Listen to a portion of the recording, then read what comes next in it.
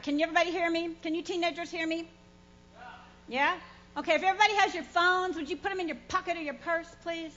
You know, they ask you to do that at the movies. They say they'll even come and ask you to leave the movies, and nobody gets offended. But if you do that in church, everybody says, you're putting the law on me. No, I'm not. I'm saying, hey, you've got an hour here to pay attention and to have some time with the Lord. Why don't you take that time and put your phone away, okay? And if you're a doctor, you can keep your phone out. Well, it's an honor and a privilege to stand up here and share some things with you today. I'm not a teacher, I'm not a preacher, but I'm a person that really likes to share, exhort, and encourage you to be the very best you can be. Have I always been this way? No, not really. I used to be really, really shy. I was very quiet, and I kind of, guess you could call me a loner. Things started changing for me when my parents moved from Texas, where they'd always lived, to, of all places, New York. And I was thrust into an atmosphere that was totally unfamiliar, uncomfortable, and way, way different than anything I'd ever known. And then we moved to Mississippi, and then we moved to California. And then we moved back to New York City. And here I was, this little 13, 14, and 15-year-old person that had to come out of her comfort zone and learn how to meet people, greet people. And all of a sudden, I found I really liked people. I liked everybody, and it was a total shock to me when somebody didn't like me. But you know, people don't like you all the time. But I was one of those people that liked everybody. I always thought, they're so different. Wow, look at them. I mean, you know, the hoodlums and the glamour girls and the cheerleaders and then the nerds. And I just liked them all because they were so unique. And I guess from being a loner and a reader all the time, it was kind of fun to get out into humanity and see what people were really like.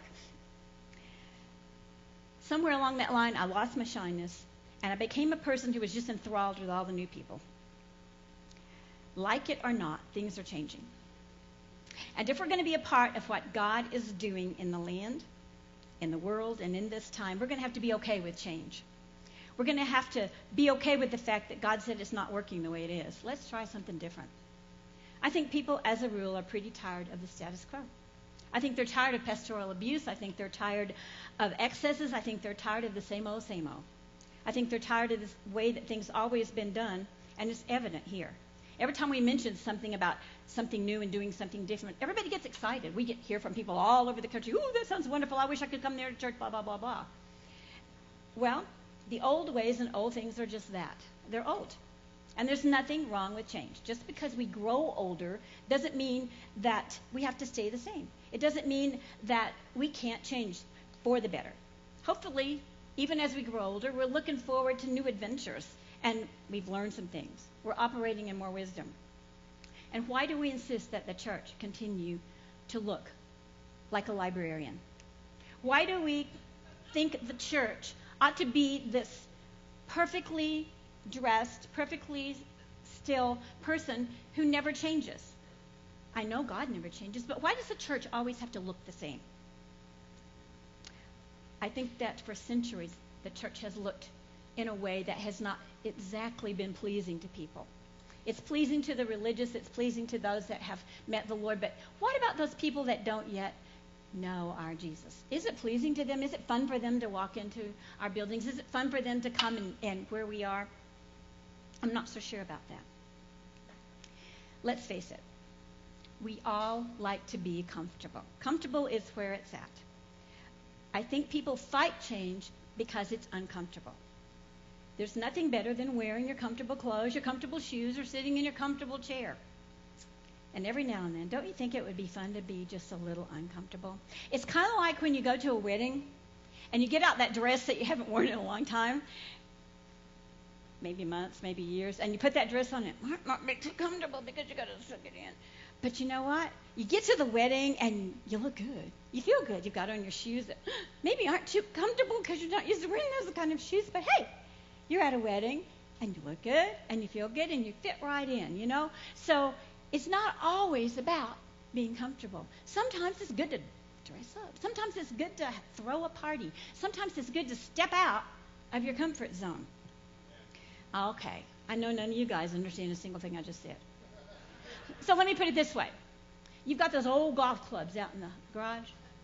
But one day you wander into a sporting goods store, and there's these funky-looking golf clubs with these great big heads, and they're twisted, and they have these titanium things on them, and they're huge. I mean, they're different. I mean, they can correct your swing. You don't slice anymore. They can make you drive further. They can make you putt straighter. Now I got your attention, right? Change is good. Change is not always bad, and change does not always look like you think it's going to look. Sometimes it looks funky, and it's okay. It's okay to change. All right. We came in here and started using tables and tablecloths when we moved in here, instead of everybody sitting in a chair. It was a little uncomfortable for some of you at the beginning, wasn't it, Mark? Mm-hmm. And guess what? You had to sit facing one another. All of a sudden, you weren't looking at the back of people's head. You weren't just chatting on the way into church and the way out of church. All of a sudden, there's a real person face to face with you. A real person sitting at a table with you drinking coffee that you don't know. And you have to talk to them. And you have to get to know them. And you have to interact a little bit more than you used to. I think that's a good thing. Other changes that are going are these guest speakers we're bringing in. I know you're thinking, oh, no, not another one. No, you're not. I think you're getting excited. I think you're thinking, wow, are we ever a blessed people? We're getting to hear from amazing speakers that go all over the world, and they're coming right here to our church, talking to us face to face. You're not having to go online and look up their YouTube video like thousands and thousands of people are doing all over the globe. You have them right here. You get to shake their hand. You get to tell them, I appreciated your message, or I think you're all wet, but hey, I really like you. We get to see these people and interact with these guys that people everywhere would love to be doing, and God is bringing it to you. You know why? I think it's because God trusts you. You're a faithful people. You're loving people. And He's trusting you with a message that's going to change the world. I think it's a very honorable thing. Did Daryl not come because I was preaching? I just looked out there and didn't see Daryl, Jackie. Okay. All right.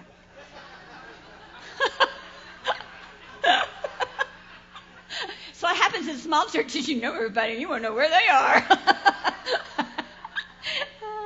All right. You know, those of you who were here for conference, Jeff Turner's last message, that was an amazing message. I just kind of sat there the whole time, was like, wow.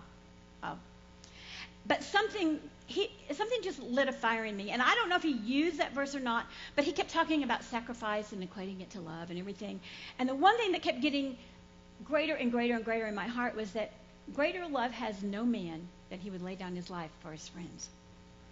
I mean, that's what he was talking about that whole time. And I started thinking about friendship and how I don't really think many of us have a clue about what real friendship is supposed to be like. Most of us in this room can count on one hand the number of close friends we have. And some of you wouldn't even need that whole hand. There are several kinds of friends. There's close friends, lifelong friends, good friends, new friends, old friends, intimate friends. And then there are those friends that you think will be in your life forever and they disappear. Then there are those that come and go and you know that's going to happen, so you're not surprised. And then there are those that have been there for a long, long time that you just can't imagine your life without. Some of these descriptions can be about just one person. But still, I don't know if we understand exactly what it is to be a friend. Do we really have anyone in our life that we consider a friend that we would lay down our life for? And you know, I'm not talking about dying. I'm talking about laying aside your comfort, laying aside convenience, laying aside your I'm tired, laying aside, oh my gosh, I can't do anything else, laying aside my extra car, laying aside that little bit of energy I was saving for a fun day. You get my drift? Yeah. So I think this is a perfect time to have my friend, Don Francisco, come and sing us a little song. So you out there on the internet, you are totally blessed. Yeah, but they're surprised.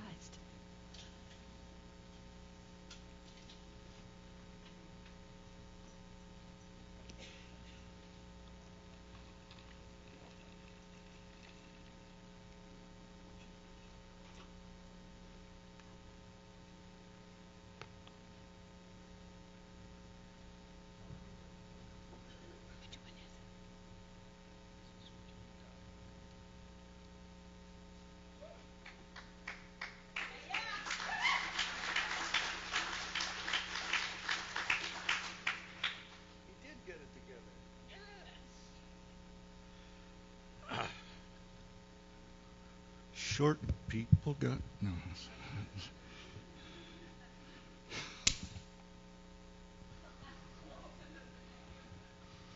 It's not... doesn't do what it's made to do. There you go.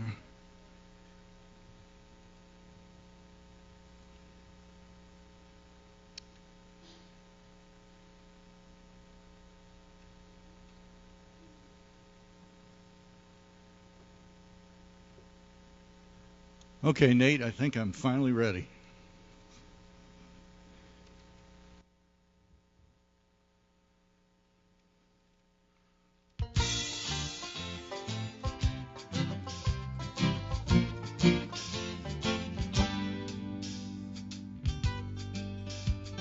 Now as the world is unwinding and the time of my coming draws near, let this be a gentle reminding for those who can listen and hear.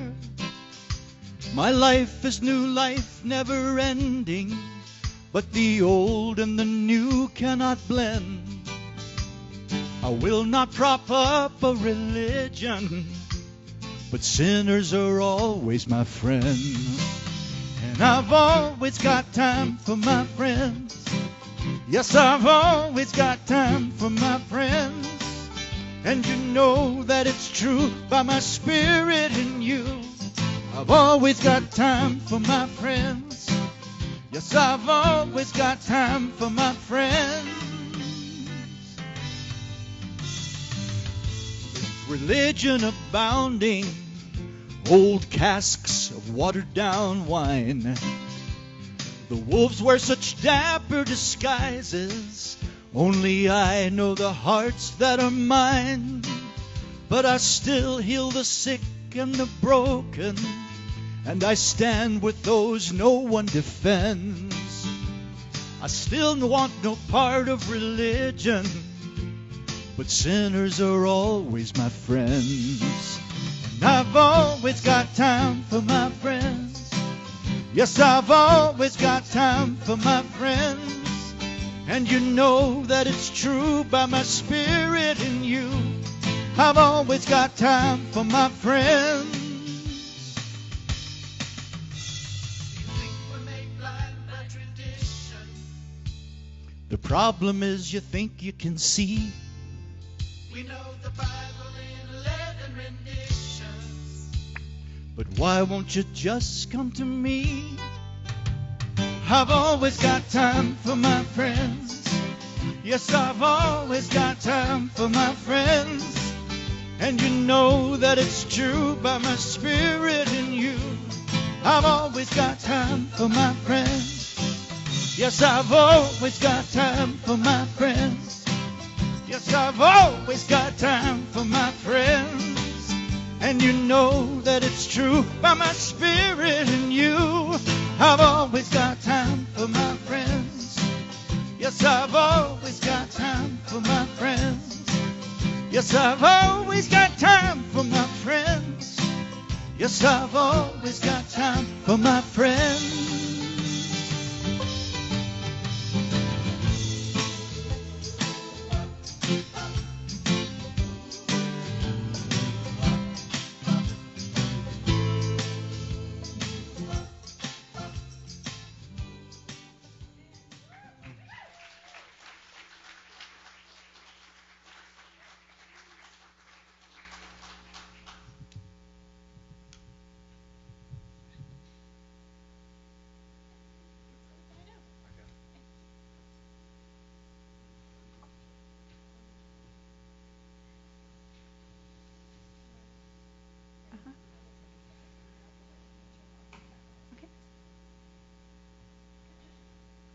Thank you, Don. Amen. That was amazing.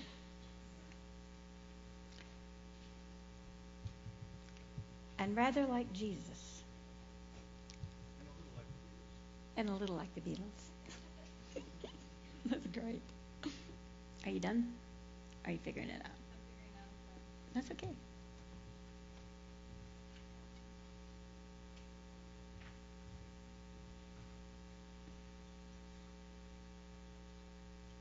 Are we too dark? Okay, I'm going to go ahead. So I'm not saying that we live our life without some boundaries. You know, sometimes you do have to draw a line in the sand, or you do have to say, whoa, hold it a little bit too much. But I'm thinking that the current trend in so-called friendship in Christianity has become so focused on self and my needs that we made our boundaries way too small. It's so easy to have Facebook friends and think you're meeting your relationship needs as a human being. You're not. You're not. Just chatting a little bit online, just typing a line here and there to somebody is not a friendship. It's an acquaintance at best.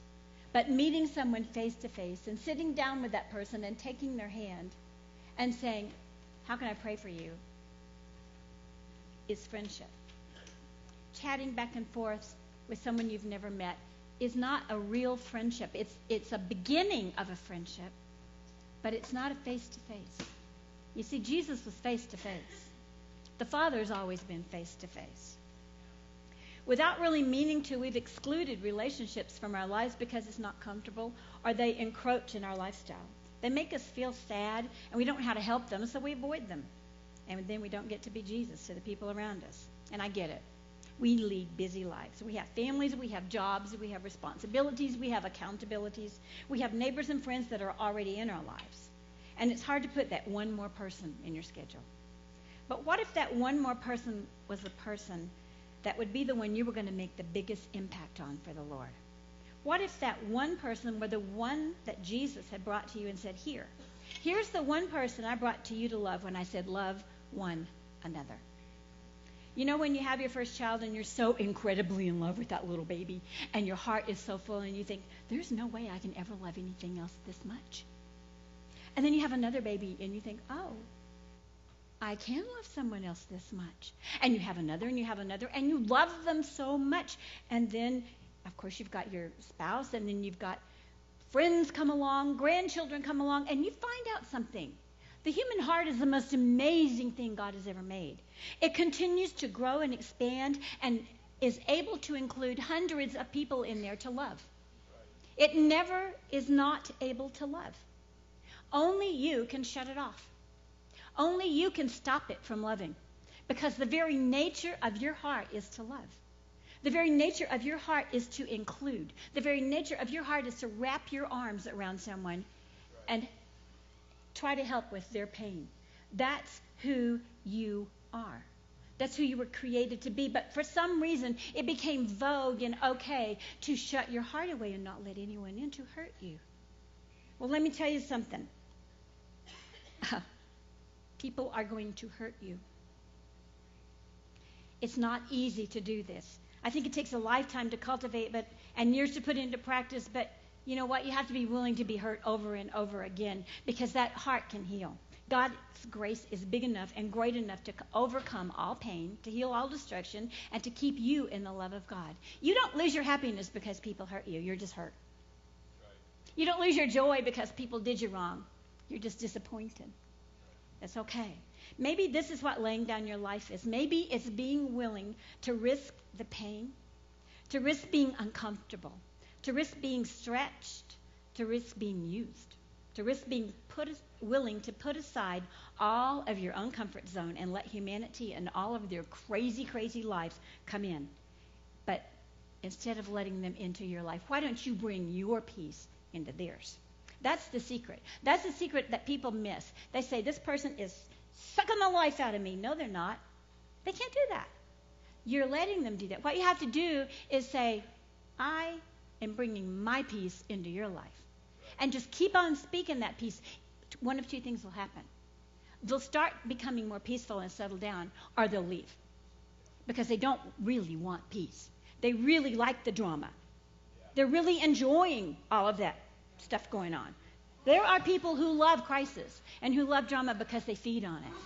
And it keeps them the center of attention. It keeps people helping them and looking at them and always ministering to them. And those people will not listen to you or allow you to bring your peace into their lives, and that's okay. Maybe somewhere along the line, someday, someone will be able to minister to them. But don't let them steal your peace. You bring your peace to them. Right. And don't be surprised if they don't receive it. But those that do, their lives will change, and your lives will be better because you have a new friend. I know you're going to say, yes, I've done this, but I've gotten hurt. People hurt you. Yeah, they do. I say, bring your peace into their life. Be like a warm blanket on a cold night. Wrap them up. Don't worry about being hurt, because hurting people hurt people. You've heard that always, and it's true. But if we keep letting our hurts determine how little we can love, we will continue to be the most ineffective group of people in town. Recently, a young teenage friend of ours, their family goes to church here, was working in a restaurant. Another young person, this person, by the way, is only 18, was working, and another young person whose family used to attend here came to the restaurant with her husband. Now, being the nice person our friend is, she went up to say, hello. Hi, haven't seen you in so long. How are you? Not only did that person not speak to her, she made her husband leave the restaurant. Now, I get this family was very upset when Caleb was divorced. You all know, we don't hide our stuff around here. But, and I get that they were upset. That's okay. I have no problem with that. But to hold on to something for 5 years, to the point that your child will not speak to another innocent child who just happens to go to church here, says to me that what happened is you got involved in a drama that was not yours. You got involved in a pain and a grief that was not yours. And you took it in, and it's become a bitterness inside of you, to the point that it's affecting your whole family. And I found that so sad. I was like, I wasn't offended. I was just like, wow. I mean, this girl's just a teenager. She was 13 when all that happened. I mean, and she's not related to us. I mean, goodness gracious. I was just like, that's just really sad. I just kept thinking about that. These people are missing out on friendships because they're holding on to bitterness.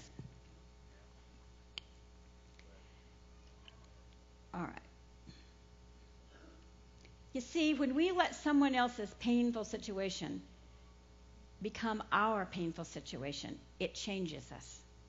If we let wrongful behavior change how we feel about one another, then no relationship on earth will ever survive. Not a marriage, not a friendship, not a sibling relationship, a business relationship. No relationship can survive with judgment and unforgiveness. Mike and I could write a book on people using, abusing, hurting, not appreciating, and throwing you aside. After using up all of your resources, your time, your energy, your love, and everything you had, and still walking away. I'm not a teacher like my husband. I'm not a budding theologian like my son. And I'm not going to go into great biblical detail. But I've read my Bible from cover to cover. I know and understand the principles there. And I really know the nature of God and all about Jesus. I love the stories of the church and the life and acts of the apostles and the writings of Paul and the history of the Old Testament. That's why I like Don's music so much. It's just like the Bible in song. I'm a practical biblical person. That's what we're doing today. Practical Ministry 101. I want the Bible to speak to the life I live now. I want it to make a difference in the lives of my family, the people I come into contact with every day, you guys. So I went back and looked at some of the friends of God in the Old Testament. Let's start with Adam. Adam, made in the image and likeness of God. Forgot who he was. He hid himself, clothed himself with his own righteousness, and tried to put all the blame on his wife or God himself for the predicament he was in. And what was Adam's friend God doing? He was meeting with him at the same time he always did. He was calling him by name. He was acting like nothing was wrong. He was looking for him. He was lovingly calling him, and when he found him, he was inquiring as to why Adam had changed. God wasn't the one who changed. And what about Cain? Did God, the friend of Cain, get so disappointed when Cain failed and murdered his brother that he abandoned him, excluded him, turned his back on him, wouldn't fellowship with him? No. He made a way for Cain to live. God made a way for Cain to remain in fellowship with him, even though he left everything he knew and everything that was familiar. Moses was called God's friend.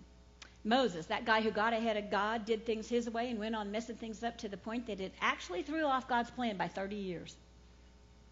That guy who, when God told him to speak to his people, said something like, I'm a man of stuttering lips. Let's let my brother do it. That man who got so mad when he came down from the mountain and saw the people dancing and celebrating around a golden calf that he took the handwritten stones that God had made on the mountain and broke them. God's friend. Oh, and let's not forget Abraham. Abraham, whom God refers to as his friend forever. Then he talks about him being his friend several more times, not just once or twice or 3 or 4, but 5 or more times. Abraham, his friend. Abraham, whom lied and called Sarah his sister. Abraham, who went ahead and went into his wife's servant and had a child with her, when God had said he would have a child with his wife. And then David, that sweet little shepherd boy who saved Israel from the giant. Today, we'd put him in sex addict classes. We'd remove him from ministry. We'd shun him, and in no way could he ever be qualified to be in the lineage of a Savior. I don't want to list all of David's faults because that's not the issue. I think the secret to real friendship is understanding who you are and not letting the actions of another person change who you are. God is love, and all of our crazy behavior didn't change who he is. The issue is God started out from the beginning showing himself to be a friend. And then of all things, along comes Jesus, identified over and over and over again as friend of sinners. He hung out with tax collectors. He hung out with those called sinners. He hung out with the downcast, the outcast, the lepers, the lame, the adulterous, the drunks, the prostitutes. He hung out with those whose society called Samaritans. He hung out with those that no one else wanted to be with those that the Pharisees so criticized him for they couldn't believe that he was the Son of God and wanted to kill him for the company he kept, as well as for calling himself the Son of God. Somehow, somewhere, we came up with a brilliant philosophy, the silliest I've ever heard in my life, that it's all the fault of some weird ideas religion got from the Pharisees. We came up with the idea that we need to be separated and excluded from people who aren't quite like us, people who aren't good people who aren't Christians or of the same moral standards we hold to, and keep ourselves exclusive from them to the point we have no effect in their lives. If we understood this gospel that we preach, we'd be the most compassionate, kind, loving, and caring people on the planet. We would not hold ourselves separate from our fellow men, from our neighbors, from the homeless, and from the people on the street, or from the people in front of us in line, but we'd see them as they are, brothers and sisters, sons and daughters of our amazing Father. And we would view them as friends worth laying down our lives for. In other words, friendship always involves love. Without love, there can't be friendship. And if we look at what love is, we'll see friendship defined. Love is patient, kind, not jealous, not prideful, looking for the best in another, believing the best about another, never taking account of a wrong suffered, never remembering things done to it, but forgiving and kind. How can we call ourselves a friend to someone if we're going to abandon them if they don't measure up to a certain standard? What gave us the idea and the right to say that one person must always be a certain way, must never fail or have shortcomings, or, God forbid, bad behavior? We've even been so audacious as to say they must always uphold certain good behavior and show themselves to be exactly in our dimensions of how we think they should act for us to continue to be their friend. When did that become okay? When did we get the idea that somehow we're better than God? You know, if you have a good friend and you have a bad day and you're just grumping and complaining and have your own little pity party, that friend just smiles and listens. And then you can text them back and say, sorry, I was just having a little pity party. And they're like, that's okay. And they don't go around, I'm not going to be friends with her anymore because she just doesn't talk right and live her life right. They're just like, I know, I have those days too. Do you ever have those days? Anybody have those days? Yeah. I had those days this week. I thought, oh my gosh, I'm supposed to preach this Sunday, and I have all these children to take care of. And oh my goodness, they eat all the time. And they're just constant messes. And oh dear Lord, I'm tired. And I'm just like having this big old pity party, and then all of a sudden it was kind of like, are you done? And I'm like, oh yeah, sorry. And boom, it all comes together. So let's have a good laugh together. Now, I'm not being critical here. I'm going to do something funny. I wrote down, just for a laugh, don't get me wrong, reasons that people have left this ministry. I just think you're going to enjoy this because it got silly. The more I wrote, the sillier it got. If God calls us together as a family, as a body, what are we doing abandoning one another over such things as. Are you ready? Now I got your attention because you're going to love this. I don't go to church there anymore, so I defriended you. I refuse to forgive you because your son got divorced. I left a 30-year friendship because I believe a lie, and I don't care if you can prove it's not true. She has faults. He has failures. Her kids are not perfect. I don't like their son, so no more friends with them. Or the people there that were in my life, I can't be friends with them or the people that were there that were in my life. Your son took coffee in the sanctuary. You said generational curses weren't real. My daughter hates her son. I wanted to sing that old song and you didn't do it. My son-in-law disagrees with your son. You didn't get my permission for that announcement. Mike was grouchy one Sunday before church. Really? Do you know the man? I mean, come on. Really, somebody actually left because Mike was grouchy one Sunday. I went, well, why do you think they make movies called Grumpy Old Men? I mean, you know. They make movies called Mean Girls, too. But I mean, seriously. Really, I thought he's grumpy a lot. And he has a grumpy face sometimes, you know. I'm always telling him to smile, and he goes, what? You know? And it's okay, that's who he is. You know? I mean, come on. He's been 50 hours a week with his head in a book or a Bible to study to get ready to preach to you people. And we want him to be happy all the time. He listens to everybody's crud, and we want him to be happy all the time. He watches TV and sees the news that something happened to someone's child, and he sits there crying. I'm like, just push it out of your mind. Don't think about it. And he's sitting there, oh, poor family. I thought, he's got all the estrogen. I need some of that, you know.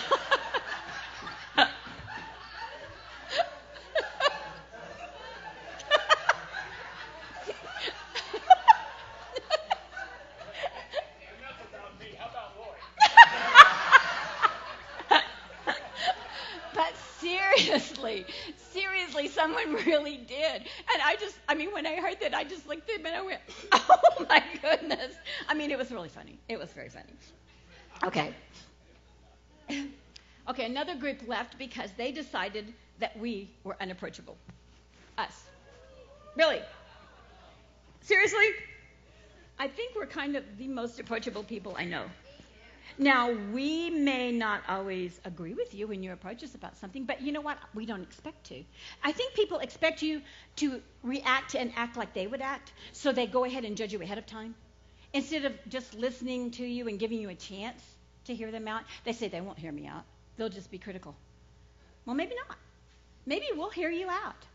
Maybe we'll change. Did you ever give us a chance? Now, did you notice the common denominator in the ones I've listed? Your son. Let me tell you something, people. I love my son. And he can be a little jerk sometimes. But I love my son. I'm very proud of him. I think God is doing amazing things in his life. And he's growing. He's only 35, for Pete's sake. Come on. What were you doing at 35? Did you have all your life together? And did you act just right all the time? Come on. No, you didn't. None of us did. But you know what? That kid's got a heart for God. And he's got a heart for the ministry. And he's got a heart for theology that doesn't quit. So I say, bring it on. But I would never, ever dislike you because of something when your kids did. I mean, seriously. Come on. God didn't go to Adam and Eve and say, okay, that's it. Cain screwed up and you're out of here. I mean, really, I'm just not going to be in a relationship with you anymore, Adam and Eve, because I don't like your kid. I mean, what is wrong with people? Are they not thinking things through? Are they just getting their feathers ruffled? And so rather than just come back and let us soothe ruffled feathers and be in fellowship with each other, they'll just take off. It's just easier to take off. We live in a take-off world, you know? We don't like something one way, we'll just take off and do it another way. That's sad. That's sad to me. I'm a person who will commit to you for your whole life. I will. I will be there for you your whole life. And when we meet people on the street that aren't here anymore, I'm like running up to them, hey, how are you? And they're just kind of like, oh, I just made you uncomfortable. I'm sorry. I didn't mean to. I'm just like, I want to know how you are. I want to know how your kids are. Tell me how your kids are. How about your grandkids? Are they doing good? You know, and you can tell they're like And I thought, oh, dang it. We went to a funeral of our associate pastor when he passed away years ago. And several people were at this funeral that had left the church. And people that we had led to the Lord, people that we had paid their rent, people that we'd moved their piano 15 times, people that, Mike had loaned his pickup to for 9 months. All kinds of stuff like these people. They wouldn't talk to us. And I was like, I wanted to get up at that funeral. I'm going to go say, okay, the Bible says that one of these days there's going to be this great supper, this marriage supper of the Lamb. And that Jesus is he actually talks about Jesus being the waiter. That kind of freaks me out. I want to help him. But it says we're going to have this great big supper. And I thought, what are you going to do if you get there and you're sitting down at your table and you're waiting on this great supper and Jesus puts me at your table? Are you going to tell him you don't talk to me? Really? Are you going to look that Savior in the face and say, oh, I don't talk to her? I don't want to have to say that to Jesus ever. I don't want him ever to look at me like, what? I want him to say, I can put anybody at your table, Marilyn, and it's okay. Really? I think that's how we have to be. All right. But the most, any little kids in here? No. A couple of them. Put your hands over your ears. So, the most ridiculous reason for people leaving this church, and I'm going to say this out loud, and I hope I don't embarrass anybody, but to me, Mike and I have still just shook our heads and scratched our heads in wonderment and amazement. Your daughter's boobs offend me. Seriously happened. And I wanted to go, I'm so glad you left. What is wrong with people? People have amazing capacities to love and amazing capacities to be mean. I like to say that I find that Christians have the capabilities to be the meanest people on the planet. They have the capabilities of being the stingiest people on the planet and the sneakiest people on the planet, and yet the capacity inside to be the most amazing creations. They're just not letting that out. Something happened that they decided they had to close their heart off instead of letting their heart be as big as God wants it to be. Amen? All right. Every single thing I just described is true. I did not exaggerate a single one of them. And every single one was said by someone who specifically said to us, God brought us to this church. We belong here. So I guess he changed his mind. It's funny and it's sad at the same time, but we need to talk about what is the body of Christ. This body is not a group of people together because they're all arms, because they all have the same function. We're a group of people together because of differences. To make up something wonderful, an arm, a leg, a torso, fingers, toes, knees, elbows, everything is desperately needed to function and to make this thing look like what it's supposed to look like. This is how Jesus left the church, functioning as a body that cares for one another, a group that goes about doing good and healing all who are sick and oppressed, and that has no lack among us. Because the arm is happy to be the arm and isn't looking at the leg saying, wait a minute, what are you doing walking when you should be lifting something? And the leg isn't screaming at the arm saying, well, why aren't you walking like me? Or the toes aren't judging the shoulders for resting against a loved one. 1 Corinthians 12:12 says that for as the body is one and has many members, all the members of that one body, being many, are one. So also is Christ. For by one Spirit we were all baptized into one body. Whether Jews or Greeks, slave or free, we've all been made to drink into one Spirit. For in fact, the body is not one member, but many. If the foot should say, because I'm not a hand, I'm not of the body, is it therefore not of the body? And if the ear should say, because I'm not an eye, I'm not of the body, is it therefore not the body? If the whole body were an eye, where would be the hearing? And if the whole were hearing, where would be the smelling? But now God has set the members, each one of them in the body, just as he pleased. And if they were all one member, where would the body be? But now there are many members, yet one body. And the eye cannot say to the hand, I don't need you. Nor again the head to the feet, I don't need you. No, much rather, those members of the body which seem to be weaker are necessary. And those members of the body which we think to be less honorable, on these we bestow greater honor, and our unpresentable parts have greater modesty.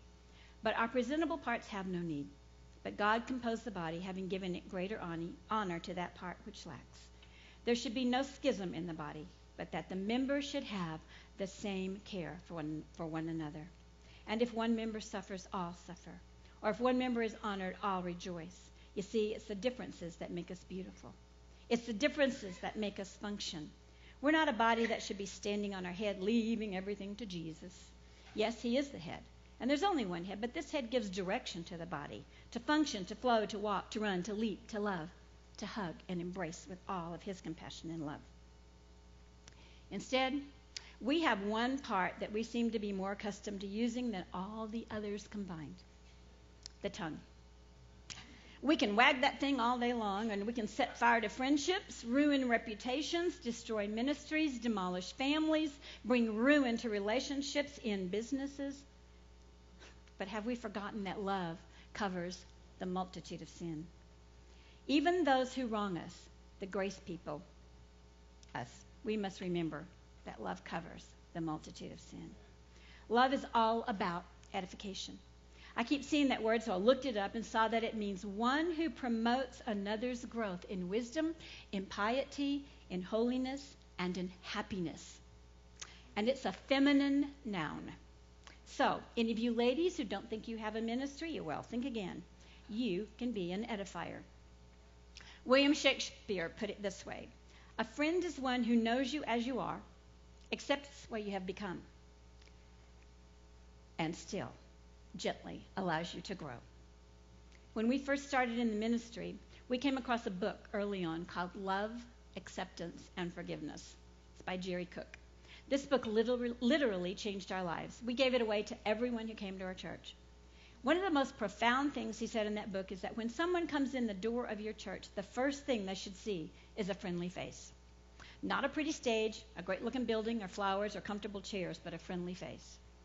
Someone who smiles at them, because you see, it's not about the pretty building or the comfortable chairs or the flowers. It's about the people that are in that building. It's about relationships that you have when you come to a place like this. I'm happy to say I look out and I see friends. I see friends who know the things I'm talking about, who practice them, who don't bail when the waters get deep, but stick around and help us bail. I think about the friends I miss and that are gone, and I wish they'd come back, because I think they'd find us still friends. I think they'd find you still friendly. I think that some of you who have come back would testify to that. I wish I could get across to our teenagers, that it's really hard to have friends. It's really hard to be a friend. But if we could learn from Jesus that friendship is more than liking someone or having everything in common, it's more than looking alike, talking alike, or having the same phone. It's about a relationship with a person that's deeper and more intimate. It's something that has God right smack dab in the middle of it. I'm passionate about friendship, so I get my feelings hurt. I lose friends and it hurts. Sometimes I hide away and say, no more. But then God will bring somebody else in my life and say, here's another one needing a friend or is going to be a friend. I don't know how long they'll be there, and I don't know how deep the relationship will go. But you've got to give it a chance, because you see, Jesus gave you that chance. He never left you, never forsook you, never judged you, and has never not been your friend. So what do I say? Okie doke. Truly, our grandparents had it right when they sang, what a friend we have in Jesus. I love what Caleb wants to do here. It's an each one concept, kind of scriptural. Each one of you has something that someone else in this room really needs. You're not here by accident, you're here by purpose. Come excited every time to see, who is it? Who can I speak to today? Who can I give a hug, a prayer, a song, a quick teaching, or a handful of money, an invitation to lunch? Whose life can I encourage today? Just one. Start with just one, and then let it spill over like that old song we used to sing. There's a river of life flowing out of me. Remember it? Makes the lame to walk and the blind to see. Opens prison doors, sets the captives free. There's a river of life flowing out of me. If you've hung in online, let me put it this way. Each one, reach one. You don't have to be in a building. You can be in your living room or the grocery store, wherever. I was in line at Kohl's the other day paying for something, and there was a little young girl in front of me, and she had a bunch of baby clothes, and they were on clearance sale. You know, they all had that yellow sticker. And the lady said, she said, she ran her card, and the lady said, well, she said, you're $6 and something cents short. And the girl said, I checked my balance before I came. And she said, well, it just says, you have this much, but you're $6 short. And she went, okay. And she's looking through. She said, let me find something here to take out for $6. And I just handed the lady my debit card, and I said, here, put it on here. And she looked back at me. She said, you can't do that. I said, yeah, I can. I said, I used to have 6 kids. It's okay. And they got done, and she said, well, would you let me give you a hug? And I went, yeah. I mean, she didn't give me a little hug. She gave me a hug. And I thought, here we were, 2 strangers standing in the middle of Kohl's hugging. Did I tell her Jesus loves you? No. I just said, I'm just so glad I was right there at the right time. I was like, yay, I got to help somebody. And I thought, I went away happy. She went away happy. And it was a great day. I mean, it was like $6. Made somebody happy and me happy. Wow. That was pretty easy, huh? So each one can reach one. You don't get overwhelmed with the fact that now I've got to invite them to my church. Now I've got to give them a card and say, here's the 4 spiritual laws. Would you like to know Jesus? No. You can just pay their bill. Don't worry about it. See, God is in that moment. He can take care of introducing himself. He's pretty good at that. So, I know there's greatness in this room. This grace is greater than anything we can imagine. We dream grace. Let's see how it can change us, because it never fails. It never gives up.